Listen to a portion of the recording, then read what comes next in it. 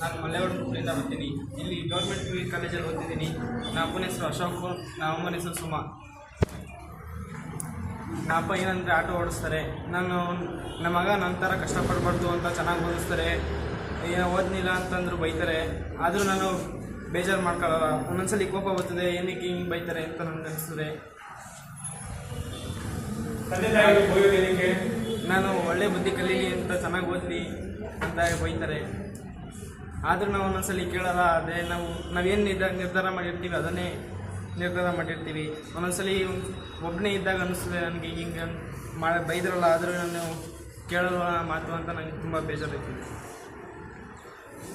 ನಾವು ಅಮ್ಮಂಗೆ ದಿನ ಬೈತಾ ಇರ್ತೀನಿ ಹಂಗೆ ಹಿಂಗೆ ಅಂತ ನಾನು.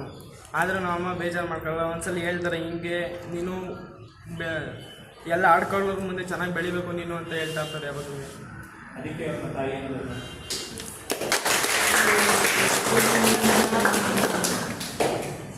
ಅಷ್ಟೇ ಬೈತಾರೆ. ಕಾರಣ ಏನು ಗೊತ್ತಾ? ನಂತರ ಆಟೋ ಚಾಲಕರಾಗಿ ಓಡಿಸಬಾರ್ದು. ಒಂದು ಒಳ್ಳೆ ಅಧಿಕ ತಂದೆ ಪ್ರೀತಿನ ತೋರಿಸ್ಕೊಳ್ಳಲ್ಲ, ಆ ಪ್ರೀತಿನ ಬೈದು ತೋರಿಸ್ತಾನೆ. ತಾಯಿ ಏನು ಗೊತ್ತಾ? ಸಮಯಕ್ಕೆ ಬೈತಾಳೆ. ನೀನು ಹೊಟ್ಟೆ ಹಸು ಆಯ್ತಾನೆ, ನಿನ್ನ ಮಗ ನೋಡಿದ್ರೆ ಹಸು ಗೊತ್ತಾಗ ತಾಯಿ ಒಬ್ಬಳಿಗೇನೆ ಫಸ್ಟ್ ಊಟ ಮಾಡುವಂತಾಳೆ.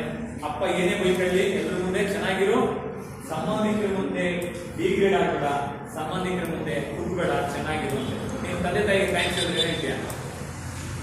ಥ್ಯಾಂಕ್ಸ್ ಅಂತ ಹೇಳೋದ್ರೆ ಅವ್ರು ಕಷ್ಟಪಡ್ದಂಗೆ ನಾನು ನೋಡ್ಕೊತೀನಿ. ಅವರು ಏನೇ ಆಸೆ ಇದ್ದರೂ ನಾನು ಪೂರೈಸ್ತೀನಿ ಅಂತ ಹೇಳಿ. ಓಕೆ.